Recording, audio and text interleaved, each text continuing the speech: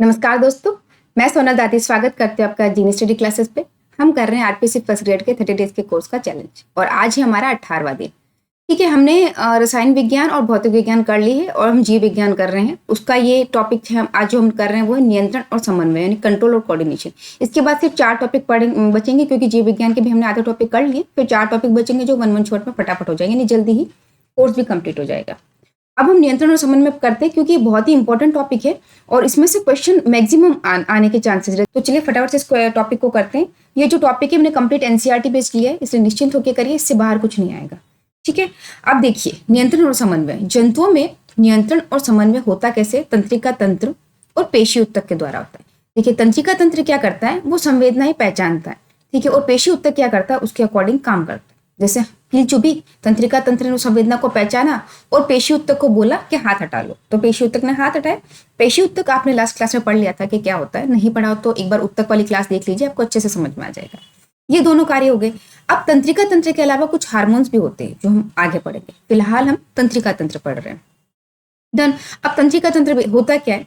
Basically तंत्रिका तंत्र 3 चीजों से मिलकर बनता है, मस्तिष्क, मेरुरज्जु और तंत्रिका कोशिका। ठीक है, मस्तिष्क, मेरुरज्जु और तंत्रिका कोशिका, ये तीनों मिलकर क्या बनाता है? तंत्रिका तंत्र बनाते हैं। ठीक है, अब मस्तिष्क और मेरुरज्जु क्योंकि सेंटर में होते हैं, देखिए यहाँ मस्तिष्क है, पीछे आपके मेरुरज्जु है, तो ये क्या है? सेंटर में है, तो ये इसलिए इसको केंद्र में एक तरह से, इसलिए इसको केंद्रीय तंत्रिका तंत्र कहते हैं, सेंट्रल नर्वस सिस्टम, सीएनएस इसका शॉर्ट फॉर्म है। याद रखिएगा, अगर सीएनएस आ जाए तो भी आपको पता होना चाहिए कि सेंट्रल नर्वस सिस्टम की बात चल रही है। ठीक, और अब जो बची हुई तंत्रिकाएं हैं, क्योंकि इन दोनों ने मिलकर तो क्या बना दिया? केंद्रीय तंत्रिका तंत्र बना दिया। अब जो तंत्रिकाएं बच रही है उसको हम परिधीय तंत्रिका तंत्र कहते हैं। देखिए ब्रेन था, उसमें से पीछे मेरुरज्जु था यानी स्पाइनल कॉर्ड था। ब्रेन और स्पाइनल कॉर्ड जो गर्दन से लेकर कमर तक नीचे तक होती है, ठीक है, उसको हम क्या कहते हैं? Spinal cord. अब ये अपने सेंटर में है, इसलिए इसको क्या कहते हैं? केंद्र में, तो केंद्रीय तंत्रिका तंत्र। अब इससे कुछ मेरु तंत्रिकाएं निकलती है, देखिए जैसे ये यहाँ समझाती हूँ। ये मस्तिष्क है, ये मेरुरज्जु है, ठीक है, ये मेरुरज्जु है। तो अब यहां से कुछ तंत्रिकाएं निकलेगी, ये इन तंत्रिकाओं को हम कहेंगे मेरु तंत्रिकाएं, और यहां से कुछ तंत्रिकाएं निकलेगी, इनको कहते हैं कपाल तंत्रिकाएं। क्योंकि ये जो सेंटर में था इसलिए हम इसको केंद्रीय तंत्रिका तंत्र कह रहे थे। और ये देखो ये एक तरह से बॉर्डर बना रहा है अपने बॉडी में ना, यहाँ से निकल रही है यूं, तो ये क्या है? परिधि बना रही है। परिधि यानी क्या होता है? बॉर्डर, इसलिए इसको परिधीय तंत्रिका तंत्र कहते हैं। यानी इन तंत्रिकाओं को हम परिधीय तंत्रिका तंत्र कहते हैं। ठीक है, अब ये तंत्रिका 2 प्रकार की है, क्योंकि जो ब्रेन से निकल रही है ये वाली है ना, ये ब्रेन से निकल रही है, इस ब्रेन से, तो ये कपाल तंत्रिकाएं होगी, और जो मेरुरज्जु से निकल रही है वो मेरु तंत्रिकाएं होगी। ये तो थी एक सिंपल सी आउटलाइन, यानी आपने समझा तंत्रिका तंत्र 2 था, मेरुरज्जु, मस्तिष्क और मेरुरज्जु, क्योंकि सेंटर में है तो इसलिए सेंट्रल नर्वस सिस्टम यानी केंद्रीय तंत्रिका तंत्र। इससे जो तंत्रिकाएं निकल रही है वो सारी परिधीय तंत्रिकाएं। अब असंख्य करोड़ों तंत्रिकाएं होती है, ठीक है, अपनी बॉडी में, जो कपाल से और मेरुरज्जु से निकलती है। पर बेसिकली इंट्रो था। सबसे पहले हम पढ़ेंगे अब इसकी तंत्रिकाएं, यानी ये एक मिनट, ये तंत्रिकाएं ये पढ़ेंगे, उसके बाद हम मस्तिष्क पढ़ेंगे, फिर हम मेरुरज्जु कंप्लीट पढ़ेंगे और ये वर्क कैसे करता है हम ये भी देखेंगे। चलिए चलते हैं आगे। तो अपना इसके बाद है न्यूरॉन। आपने लास्ट क्लास में देखा होगा तंत्रिका उत्तक, उसमें मैंने न्यूरॉन की संरचना बताई थी, जिसको तंत्रिका कोशिका भी कहते हैं। तंत्रिका कोशिका हिंदी में है, न्यूरॉन इंग्लिश में है, बट न्यूरॉन इस तरह लिखा हुआ भी आ जाता है, तो ध्यान रखिएगा न्यूरॉन क्या है? तंत्रिका कोशिका ही है ना, ठीक है, नर्वस सिस्टम से रिलेटेड है। और अब न्यूरॉन अपने शरीर की सबसे लंबी कोशिका भी होती है, 1 मीटर तक लंबी होती है। अभी विशेष कोशिका होती है जो उत्तेजना को पहचानती है, यानी सारी संवेदनाएं, उत्तेजना जितनी भी, जैसे पिन चुभी है ना, या आपने कुछ सूंघा, संवेदना, उत्तेजना, पिन चुभना, कुछ भी वो सारा पहचानता है। ठीक है, कौन? न्यूरॉन, तंत्रिका कोशिका पहचानती है। अब न्यूरॉन की संरचना पढ़ते हैं। बेसिकली 3 पार्ट्स होते हैं उसके। देखिए डायग्राम से समझाती हूँ मैं आपको।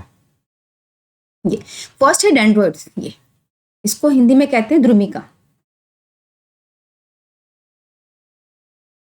सेकंड है ये कोशिका काय। देखिए ये तो सही ध्रुमिका, जो जैसे पेड़ के ब्रांच जैसे दिख रही है ना आपको, ये है ध्रुमिकाएं यानी डेंड्रोइड्स। डेंड्रोइड्स ऐसे लिखा भी आ जाता है, ये डेंड्रोइड्स। फिर बीच में है ये कोशिका काय, इसको हम क्या कहते हैं? कोशिका काय। कोशिका काय को इंग्लिश में हम कहेंगे सेल बॉडी, ठीक है, इंग्लिश में कहते हैं सेल बॉडी, सोमा भी कहा जाता है। इसमें क्या होता है? एक तो ये केंद्रक होता है और इसके चारों तरफ जो होता है उसको कोशिका द्रव्य कहते हैं। ठीक है, इसके बाद जैसे यहाँ पे संवेदना कुछ पिन चुभी, ये संवेदना यहाँ से डेंड्रोइड से कहाँ गई? कोशिका काय में गई। कोशिका काय से संवेदनाएं कहाँ जाती है? यहाँ एक्सोन में, ये है एक्सोन। ठीक है, अब एक्सोन एक्सॉन से होते हुए ये यहाँ से होते हुए कहाँ जाती है, इस एक्सॉन के लास्ट सिरे पे, ठीक है, लास्ट सिरे पे जाकर ये नेक्स्ट तंत्रिका में जाती है। अब यहाँ पर भी है ना एक और तंत्रिका शुरू होती है, ये सेम टू सेम समझिए, यहाँ पर एक रखी हुई है। तो इस तंत्रिका कोशिका और इस तंत्रिका कोशिका के बीच में ये जो खाली स्थान है ना, उसको हम सिनेप्स कहते हैं। तो सिनेप्स का कार्य क्या है कि जो आवेग आ रहे हैं ना एक्सॉन से, वो नेक्स्ट तंत्रिका तक पहुंचाना। ये यहाँ तक तो ये आ गए, अब यहाँ से इसके बीच में गैप है, तो इसके बीच में जो गैप है वो सिनेप्स है ना, यहाँ कुछ लिक्विड होता है, ये जो होता है ना, ये यहाँ से यहाँ नेक्स्ट तंत्रिका में उस संवेदना को या आवेग को पहुंचाता है, ठीक है, ये सिनेप्स का कार्य है। अब आपने ये पढ़ लिया कि तंत्रिका कोशिका क्या है, ये है न्यूरॉन, है ना, नीचे मैंने इसकी हेडिंग नहीं लिखी है, ये न्यूरॉन यानी तंत्रिका कोशिका। अब इसका कार्य देख लेते हैं हम, ठीक है। इसका कार्य क्या है कि डेंड्रोइट से उत्तेजना इसने ली और इसने एक विद्युत आवेश पैदा किया, ठीक है, विद्युत आवेश किया, ब्रांच से उसने डेंड्रोइट से सारी उत्तेजना ली, उस विद्युत आवेश किया, उस विद्युत आवेश को उसने कहाँ भेजा, पहले कोशिका काय को, कोशिका काय ने कहाँ भेजा, यहाँ पर एक्सॉन को। कोशिका काय को इंग्लिश में साइटोन भी कहते हैं, देखिए ना, एक तो सेल बॉडी भी कहते हैं, साइटोन भी कहते हैं, सोमा भी कहते हैं, तीनों कहते हैं। इसने कोशिका काय ने भेजा एक्सॉन को, एक्सॉन ने क्या किया, एक्सॉन ने लास्ट सिरे तक भेजा, उसका लास्ट देखो यहाँ तक, ये यहाँ इस लास्ट सिरे में भेजा, यहाँ कुछ रासायनिक पदार्थ बनते हैं, ठीक है, रासायनिक पदार्थ बने यहाँ पर। उसने क्या किया, उस रासायनिक पदार्थ ने सिनेप्स को पार किया, ठीक है, सिनेप्स को पार करके नेक्स्ट क्या किया, अगले न्यूरॉन तक लेके चला गया संदेश। इसी तरह 1 बाय 1, जैसे यहाँ चुभा, यहाँ से न्यूरॉन यूं यूं यूं यूं करके वो 1 बाय 1 मेरुरज्जु और मस्तिष्क तक चली जाती है न्यूरॉन, ठीक है, इस तरह 1 बाय 1 करके जाएगी। तो आपको इसका स्ट्रक्चर और वर्क दोनों समझ में आ गया, इसकी संरचना क्या है और ये काम कैसे कर रहे हैं। डन, अब आगे चलते हैं। देखो हमने लिखा भी है, ये सिनेप्स दो न्यूरॉनों के बीच का सूक्ष्म खाली स्थान होता है। डन, अब ये इसका याद रखना, सिनेप्स का कार्य पीवाईक्यू में आया हुआ, इसलिए मैं बार बार आपको बता रही हूँ कि सिनेप्स का कार्य क्या है कि वो सूचना होता है, आवेग होता है, उसको एक तंत्रिका से दूसरी तंत्रिका में पहुंचाता है, उसके बीच में होता है ना, ये एक तरह से कनेक्टर का काम करता है, ठीक है। अब हम देखते हैं प्रतिव्रत क्रिया क्या होती है। ये प्रतिवर्त क्रिया नहीं है, प्रतिवर्ती क्रिया है, ये यूं लिखा होता है, ये इस तरह लिखा था, मैं करेक्शन करके दूंगी आपको जब नोट्स दूंगी। प्रतिवर्ती क्रिया ऐसे, ठीक है, रिफ्लेक्स एक्शन इंग्लिश वाला सही है। नोट से याद है मैं आपको बता दूं, ये सारे नोट्स अवेलेबल होते हैं मेरे टेलीग्राम चैनल पर, जिसका लिंक हर वीडियो के डिस्क्रिप्शन में दिया होता है। अब डिस्क्रिप्शन में कैसे जाना होता है, जो वीडियो लिंक दिया हुआ होता है उसके जस्ट नीचे एक दो लाइंस दी होती है, उस पर क्लिक करेंगे तो आपको डिस्क्रिप्शन मिल जाता है, ठीक है। अब है प्रतिवर्ती क्रिया यानी रिफ्लेक्स एक्शन, यह उद्दीपन के प्रति शरीर की अचानक अनैच्छिक प्रतिक्रिया है। देखिए प्रतिवर्ती क्रिया किसको कहते हैं, वो क्रिया जिसपे आपका कंट्रोल नहीं है, अनैच्छिक क्रिया है वो एक तरह से, ठीक है, जिसपे आपका कंट्रोल नहीं है बट वो अचानक होती है। एक तो दो अनैच्छिक क्रिया होती है, पहली तो होती है जैसे हृदय की धड़कन, है ना, ये अलग चीज है, अचानक हुई, जैसे कहीं किसी ने जोर से कुछ गिराया, वो आप अचानक से डरे, किसी ने कील चुभाई, आपने अचानक से हाथ उठाए, अचानक से हो रही है, याद रखना, किसी ने आपको भौ करके डराया, आप अचानक से डरे, ये अचानक से होने वाले अनैच्छिक क्रिया जो होती है वो है प्रतिवर्ती क्रिया। और नॉर्मल अनैच्छिक जैसे हृदय का धड़कना, ब्लड सर्कुलेशन बढ़ना, ये सारी अलग क्रिया होती है, ये इसमें अंडर में नहीं आती। प्रतिवर्ती क्रिया यानी अचानक से होने वाली अनैच्छिक क्रिया है, जिसपे अपन कंट्रोल नहीं कर सकते हैं, वो अचानक होती है ना, वो जेन्युइन रिएक्शन होता है अपना, ठीक है। तो याद रखना, इसको इस तरह से याद रख सकते हो आप कि जैसे कील चुभी, आपने हाथ हटाया, आपका गर्म पानी में आपने हाथ डाला, आपको गर्म लगा, आपने हाथ हटाया, ये अचानक से होने वाली क्रिया, ये हम सोच के नहीं कर रहे कि हमको हटाना है हाथ, वो तुरंत अपने आप ही हट जाता है अपना, तो उसको कहते हैं अचानक अनैच्छिक प्रतिक्रिया, वो है, ठीक है। ऐसे नहीं अनैच्छिक सोच लो कि हृदय की धड़कन है वो वाली, ऐसा नहीं, ये वो वाली नहीं है, ठीक है। अब इसमें ये क्या है कि ये उद्दीपन के प्रति अचानक से होने वाली अनैच्छिक क्रिया है, ठीक है। अब प्रतिवर्ती चाप, अब आपने जो जैसे आपकी कील चुभी तो आपने अपना हाथ हटाया, तो इस क्रिया को करने के लिए जो मार्ग यूज हुआ आवेगों द्वारा उसको कहते हैं चाप। जैसे आपने कील चुभी यहाँ पे आपके हाथ पे कहीं कांटा चुभा, कुछ कहीं पाँव में, तो जहाँ पे कांटा चुभा वहां से न्यूरॉन यानी कोशिका तंत्रिका कोशिका है, उसने आवेग आगे भेजा, फिर वहां से वापस लास्ट सिस्टम तक भेजा, उसने बोला कि हाथ हटाओ, वो वापस आके हाथ हटाया। ये तरह से जो मार्ग है ना, इस मार्ग को हम क्या कहते हैं, प्रतिवर्ती चाप। ये प्रतिवर्त नहीं है, यहाँ पर प्रतिवर्ती है यार, ठीक है, प्रतिवर्ती चाप कहते हैं, रिफ्लेक्स आर्क कहते हैं। डन, रिफ्लेक्स एक्शन क्या था, अचानक से होने वाली अनैच्छिक क्रिया, और आर्क यानी चाप वर्ड अगर आ जाए यानी वो मार्ग एक तरह से, ठीक है, याद रखना, वो मार्ग है जिसका अनुसरण विद्युत आवेग प्रतिवर्ती क्रिया के दौरान करता है। डन, समझ में आया। अब कैसे करता है देखिए मैं आपको समझाती हूँ। ये जैसे गर्म पानी है ना, यहाँ से उष्मा निकल रही है, अगर हमने अपना हाथ दिया तो हमने उष्मा ग्रहण की, उष्मा लगी यानी गर्म लगा हमको, तो एक क्या होगा, यहाँ की जो कोशिकाएं हैं वो उस आवेग को यहाँ से भेजेगी मेरुरज्जु में, ये यहाँ पे, ये जो है ये यहाँ, ये वाली, इसको कहते हैं संवेदी तंत्रिका कोशिका। संवेदी तंत्रिका कोशिका जो संवेदना को लेके जा रहा है, ठीक है, जो संवेदना को लेके जा रहा है वो क्या है, संवेदी तंत्रिका कोशिका, ये वाली, ये यहाँ से यूं होकर के जा रही, ये है संवेदी, ये वाली, ठीक है, तंत्रिका कोशिका। अब इसके बाद ये क्या गया, मेरुरज्जु में, ठीक है। हाँ, एक और बात, ये जो तंत्रिक मैं कह रही हूँ ना, अचानक से होने वाली अनैच्छिक क्रियाएं, इसका नियंत्रण मेरुरज्जु द्वारा होता है, मस्तिष्क द्वारा इसका नियंत्रण नहीं होता है। मस्तिष्क द्वारा जो नियंत्रण होता है मैं आपको आगे बताऊंगी। हाँ, एक काम है कि मेरुरज्जु इन क्रियाओं को नियंत्रित करता है और उसके बाद हमारे मस्तिष्क तक सूचना पहुंचाता है कि ये कार्य हो गया। जैसे पिन चुभी, हमने हाथ हटा लिया अचानक से, फिर हमको पता चलता है कि अच्छा पिन चुभी, वो मस्तिष्क में बाद में पहुंचती है वो सूचना, पहले वो कार्य हो जाता है। पिन चुभी, एकदम आपने हाथ हटाया, फिर आपको लगा हाँ दर्द हुआ, पिन चुभी है, फिर वो मस्तिष्क में जाती है। तो याद रखना, प्रतिक्रियाओं का नियंत्रण मेरुरज्जु के द्वारा होता है और मस्तिष्क को सूचना भेजी जाती है बाद में, ठीक है, डन। तो ये संवेदी कोशिका ये कहाँ भेजी, मस्तिष्क में भेजी। मस्तिष्क में यहाँ से इसने समझा कि दर्द हुआ है और इसने सूचना दी आगे, इसको प्रेरक तंत्रिका को कि हाथ हटाना है। अब संवेदी और प्रेरक तंत्रिका को बीच में जोड़ने का कार्य मेरुरज्जु में कौन करता है, प्रतिसरण तंत्रिका कोशिका, यानी इंटर न्यूरॉन होता है मस्तिष्क के अंदर, जो इंटर न्यूरॉन है वो इंटरकनेक्ट करता है किसको, तो संवेदी तंत्रिका कोशिका को और प्रेरक तंत्रिका कोशिका। तो संवेदी ने क्या किया, यहाँ से लेकर मेरुरज्जु पर सूचना पहुंचाई कि पिन चुभी है, मेरुरज्जु ने वापस प्रेरक तंत्रिका को बोला कि हाथ हटाओ। तो ये जो यहाँ से वापस सूचना जा रही है, अब ये जिस तंत्रिका के द्वारा जा रही है वो है प्रेरक तंत्रिका कोशिका, यानी मोटर न्यूरॉन जिसको कहते हैं। इसने भेजा इसको पेशी उत्तक को, ये देखो मैंने बोला ना काम कौन करता है, मसल्स, पेशी उत्तक करते हैं। उसको बोला कि हाथ हटा लो, तो पेशियों ने काम किया, हाथ हटाया, ठीक है, समझ में आया, ये स्ट्रक्चर समझ में आया। इसमें ब्रेन का रोल नहीं है, ब्रेन का रोल है कि उसको सूचना दी जाती है। अच्छा क्वेश्चन बन सकता है यहाँ पर कि जो प्रतिरति चाप है, उसको क्रियाएं हैं, उसको नियंत्रित कौन करता है, उसको नियंत्रित मेरुरज्जु करता है। उसका सारा रेस्पॉन्स तो जो देता है वो मेरुरज्जु देता है, मस्तिष्क तक सूचना पहुंचाई जाती है। डन, समझ में आ गया। अब ये सारा वही है जो मैं आपको समझाया है, ठीक है। अब इसमें इंपॉर्टेंट बिंदु क्या है कि प्रतिरति क्रिया बहुत तेज होती है और ये मेरुरज्जु द्वारा नियंत्रित होती है और मस्तिष्क को बाद में सूचना दे दी जाती है, मस्तिष्क बाद में सूचना प्राप्त कर लेता है।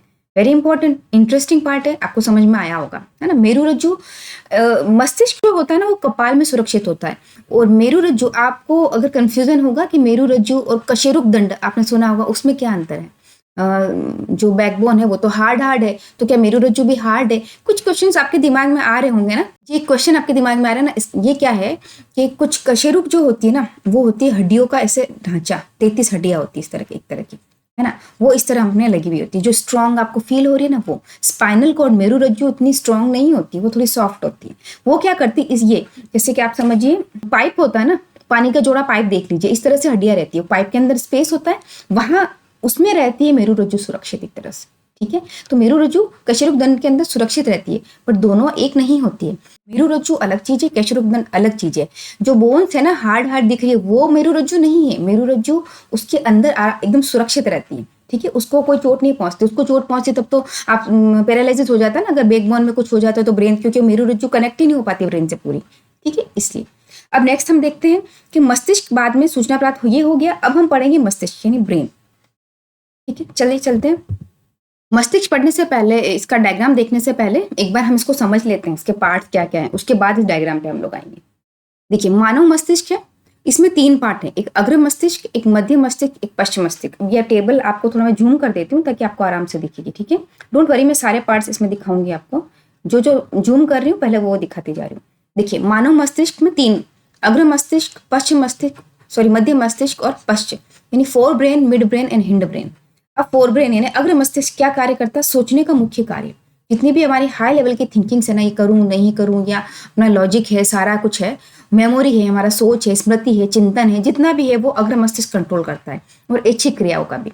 और एक तो आपने ऐच्छिक पेशी पढ़ी थी, देखो ऐच्छिक पेशी क्या करती है, उस काम को करती है। ये जो हड्डियों से जुड़ी होती है उसको ऐच्छिक पेशी बोलते थे हम लोग। ऐच्छिक पेशी हड्डियों से जुड़ी होती है और वो हटाने का काम करेगी।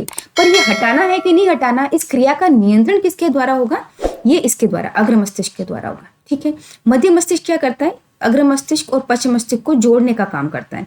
और क्या करता है, संवेदी और प्रेरक मार्ग में मुख्य भूमिका है। हाँ, क्योंकि संवेदी आपको पता है, यहाँ से पिन चुभी, ये संवेदना लेके गया, वापस उसको बोला कि प्रेरक जो वापस वहां से आया बोलने के लिए पेशी को कि भाई हाथ हटा लो। तो संवेदी और प्रेरक के बीच के मार्ग को ये क्या करता है, उसमें मुख्य भूमिका निभाता है। डन। तो मिड ब्रेन का इतना इंपॉर्टेंट यूज नहीं है, मेन तो अग्र मस्तिष्क और पश्चिम मस्तिष्क के क्वेश्चन बनते हैं तो इन दोनों में से ही बनते हैं। अब है पश्चिम मस्तिष्क, क्या है ये अनैच्छिक क्रियाओं का नियंत्रण करता है, उसके लिए जिम्मेदार है। तो अग्र मस्तिष्क जो था वो ऐच्छिक क्रियाओं के लिए था, और जो पश्चिम मस्तिष्क था तो अनैच्छिक क्रियाओं के लिए, जैसे हृदय की गति, रक्तदाब का बढ़ना, ये सब जो क्रियाओं का नियंत्रण है वो कौन करता है, वो पश्चिम मस्तिष्क करता है। ये तीनों आपको समझ में आ गया। अब अग्र मस्तिष्क के 3 पार्ट होते हैं, ये हम देखते हैं। देखिए अग्र मस्तिष्क के 3 पार्ट आपको दिख रहे हैं, ये है अग्र मस्तिष्क के 3 पार्ट, ये अग्र मस्तिष्क, ठीक है, यानी फोर ब्रेन, जो फोरहेड के जस्ट पास है इसको फोर ब्रेन बोलते हैं। अब इसमें 3 पार्ट है, सेरिब्रम, थैलेमस, हाइपोथैलेमस। याद रखना सेरिब्रम है ना, ये ऐसे ही लिखा हुआ आया, लास्ट टाइम एक क्वेश्चन आया था कि शरीर का संतुलन और समन्वय कौन करता है, वो सेरिबेलम करता है, एक अलग है, यहाँ सेरिब्रम है। ये सेरिब्रम ऐसे ही लिखा हुआ आया, और सेकंड ऑप्शन जो आया ना वो ऐसे सेरिबेलम लिखा हुआ है, सेरिबेलम, यानी हिंदी में इसके नाम है, इसको प्रमस्तिष्क कहते हैं, उसको अनुमस्तिष्क कहते हैं, बट हिंदी में नाम नहीं आए, इंग्लिश में लिखे हुए हैं उसके नाम, इसलिए आप लोग इंग्लिश में ही याद रखिए कि डन। अब ये लार्जेस्ट पार्ट है अपने बॉडी का, कैसे, अब देखिए इस डायग्राम को, जो डायग्राम है इसमें ये है फोरब्रेन यानी अग्र मस्तिष्क, और ये है सेरिब्रम, ये क्या है, सेरिब्रम, ये है अग्र मस्तिष्क, ठीक है। अब इसमें ये जो पार्ट आपको ये दिख रहा है, ये वाला, ये सारा का सारा क्या है, ये सेरिब्रम है, यानी सबसे बड़ा पार्ट ये दिख रहा है आपको, क्या है, ये वाला इतना बड़ा सारा, बाकी बचे कुछ दूसरे हैं, ये पार्ट है सेरिब्रम। तो अपने मस्तिष्क का सबसे बड़ा पार्ट कौन सा है, लार्जेस्ट पार्ट है सेरिब्रम, इसलिए उच्च स्तर की सोच, स्मृति, चिंतन, चेतना सबके लिए ये जिम्मेदार है।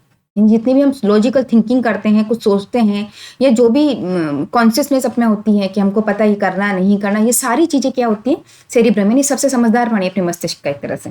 अब इसके अलावा ऐच्छिक क्रियाओं का नियंत्रण भी सेरिब्रम के द्वारा होता है। डन, समझ में आया।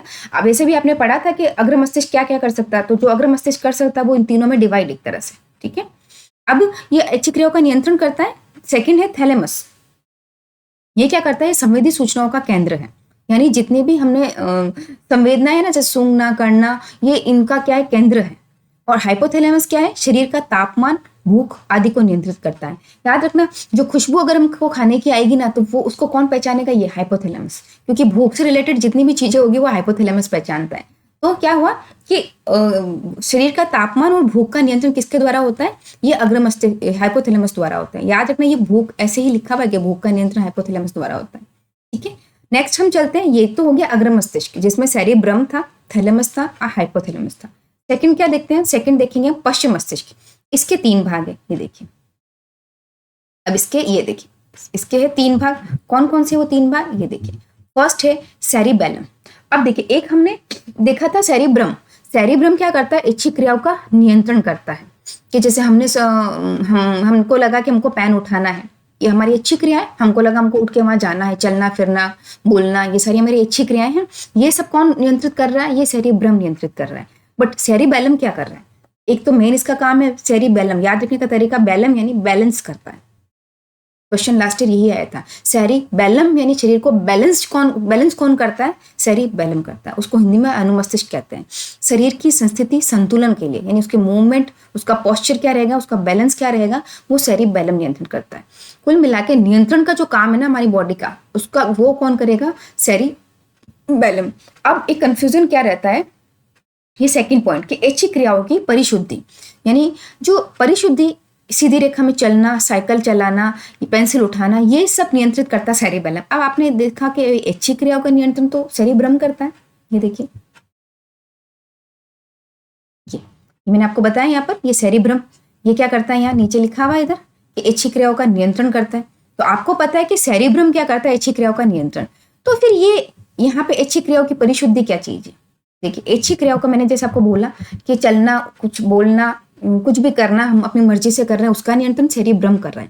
पर सेरिबेलम उसमें संतुलन बना रहा है। जैसे हमको साइकिल चलानी है, ये डिसीजन हमारा ऐच्छिक क्रिया, ये डिसीजन हमने किससे लिया, सेरिब्रम से। पर अब वो साइकिल बैलेंस से चलेगी, सीधी रेखा में चलेगी, ये इसका नियंत्रण कौन करेगा, ये सेरिबेलम करेगा, यानी बैलेंस बना रहा है। सीधी रेखा में चलना है, यानी चल रहे हम, लड़खड़ा के नहीं चल रहे ना, सीधी सीधी चल रहे हैं, हमारी बैलेंस कर रहा है। तो ऐच्छिक क्रियाओं की परिशुद्धि, ये एज इट इज वर्ड दिया हुआ है किसमें, एनसीईआरटी में। अगर आया तो ऐसे ही क्वेश्चन आएगा, ऐच्छिक क्रियाओं की परिशुद्धि कौन करता है, याद रखना, क्वेश्चन उठा तो इसी लाइन से ऐसे के ऐसे उठेगा, इसलिए ये वर्ड ध्यान में रखना। ऐच्छिक क्रियाओं की परिशुद्धि कौन करता है? सेरिबेलम। पेंसिल उठाना, ये डिसीजन हमने लिया कि वो पड़ी है, हम उठाएंगे, बट उसको परफेक्टली उठाना, कांपते हुए हाथों से नहीं उठाना है। इसका नियंत्रण कौन करेगा? सेरिबेलम। अगर सेरिबेलम काम नहीं करेगा ना तो हमारा शरीर कांपने लग जाएगा। हम अपना काम करेंगे पर हम कांपते रहेंगे, ये एक डिजीज भी होती है क्योंकि उसमें सेरिबेलम काम करना बंद कर देता है। तो उसमें आपके हाथ कांपते रहेंगे, आपके नॉर्मल डेली रूटीन के कामों पे भी आपका कंट्रोल नहीं रहेगा। वो काम आप करोगे तो उस पर आपका कंट्रोल नहीं रहेगा। ये काम कौन कर रहा है? सेरिबेलम। अच्छे से समझ में आया? कंफ्यूज नहीं होना है। ऐच्छिक क्रियाओं का नियंत्रण ये कर रहा है, पर ऐच्छिक क्रियाओं की परिशुद्धि सेरिबेलम कर रहा है। डन। अब पोन्स, आई होप आप ये क्वेश्चन गलत नहीं करेंगे अगर आ गया तो, कि ऐच्छिक क्रियाओं का नियंत्रण कौन कर रहा है? सेरिब्रम, पर ऐच्छिक क्रियाओं की परिशुद्धि सेरिबेलम। डन। अब सेकंड है पोन्स, वो सेरिब्रम और सेरिबेलम के बीच संकेतों का प्रसारण करता है, यानी सेरिब्रम और सेरिबेलम के बीच में एक तरह से कनेक्टर का काम कर रहा है ना, जो सेरिब्रम और सेरिबेलम क्योंकि दोनों एक दूसरे के पूरक है। एक ने डिसीजन लिया कि हमको ऐच्छिक क्रियाओं करनी है, दूसरा उस पर नियंत्रण कर रहा है, तो इसके बीच में संकेतों का संप्रेषण कौन कर रहा है? ये पोन्स कर रहा है। ये इंपॉर्टेंट नहीं है, इंपॉर्टेंट ये है। 3 मुझे चीजें बहुत इंपॉर्टेंट लगती है इसमें। हाइपोथैलेमस आ सकता है कि जैसे ये भूख का नियंत्रण था ना, ये भूख का नियंत्रण कौन करता है? हाइपोथैलेमस। ये क्वेश्चन बन सकता है। सेकंड, सेरिब्रम से बन सकता है, सेरिबेलम से बन सकता है, या फिर मेडुला ऑब्लांगेटा से बनेगा ये, क्योंकि मेडुला ऑब्लांगेटा अनैच्छिक क्रियाओं का नियंत्रण, जैसे रक्तदाब, लार आना, वॉमिट होना, ये जो क्रियाएं हैं, वॉमिट आ रही तो आ रही, उसमें अपना नियंत्रण नहीं रहता है। बीपी यानी ब्लड प्रेशर, जो रक्तदाब होता है वो ऊपर नीचे होता है, मुंह से लार टपकती है, हृदय की गति होती है, ये सारी क्रियाओं का नियंत्रण कौन करता है? Medulla oblongata. This is very good question.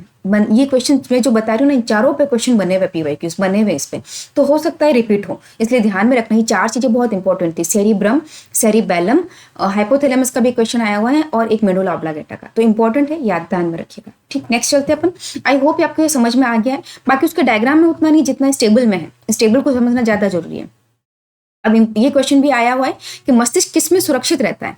खोपड़ी में, स्कल में, स्कल है ना, स्कल में सुरक्षित रहता है, खोपड़ी में सुरक्षित रहता है। मस्तिष्क किस में सुरक्षित? क्योंकि जो खोपड़ी है ना, स्कल है ना हमारा पार्ट, वो कठोर है, हड्डियों का बना हुआ है, उसके अंदर वो तो सॉलिड पार्ट है, उसके अंदर ब्रेन है वो सॉफ्ट है, तो उसके अंदर वो सुरक्षित रहता है। तो किसके अंदर सुरक्षित रहता है? खोपड़ी के अंदर, जो एक अस्थि डिब्बे की तरह कार्य करता है। सेम एज कशेरुक स्तंभ मेरुरज्जु की रक्षा करता है। जैसे मैंने आपको बताया, कशेरुक स्तंभ हड्डियों की 1 by 1 अरेंजमेंट एक तरह से, उसके अंदर एक खाली होल कैनाल है, होल पार्ट है, उसमें स्पाइनल कॉर्ड रहती है। तो स्पाइनल कॉर्ड की रक्षा कौन करता है? कशेरुक स्तंभ, जो मस्तिष्क से जुड़ा रहता है ना। स्पाइनल कॉर्ड, मस्तिष्क और स्पाइनल कॉर्ड भी जुड़े होते हैं, और ये स्कल और ये कशेरुक स्तंभ भी एक दूसरे से जुड़े होते हैं। कशेरुक स्तंभ 33 हड्डियों से मिलकर बनी होती है टोटल। आज के लिए बस इतना ही, क्योंकि अगर हम ज्यादा आगे करेंगे तो काफी लंबा वीडियो हो जाएगा, तो छोटे छोटे 2 पार्ट कर लेते हो जो फटाफट से हो जाएंगे आपके, और आपका माइंड भी फ्रेश रहेगा। बहुत ज्यादा एक साथ पढ़ते हैं तो अच्छा समझ में भी नहीं आता कभी कभी। तो ठीक है, हमने ब्रेन कर लिया, नर्व्स कर लिया है, मेरुरज्जु के रिगार्डिंग भी जो पढ़ना था पढ़ लिया। उसमें हार्मोन्स जो है वो अगली क्लास में पढ़ेंगे, जो पादपों में और जंतु में दोनों में अलग अलग हार्मोन्स होते हैं, वो अगली क्लास में करेंगे। आज के लिए इतना काफी है। ये एक बार आप रिवाइज कर लेना, और जो टेबल बनाया है उसको अपने हाथों से बनाएंगे तो ज्यादा बेटर है, आपको अच्छे से समझ में भी आएगा और सब याद भी हो जाएगा। ठीक है, मिलते हैं अपनी अगली क्लास में, और वीडियो को लाइक करें, चैनल को सब्सक्राइब करें, और ज्यादा से ज्यादा शेयर करें, क्योंकि सबको इसका प्रॉफिट मिले। ठीक है, मिलते हैं अपनी अगली क्लास में, तब तक के लिए धन्यवाद।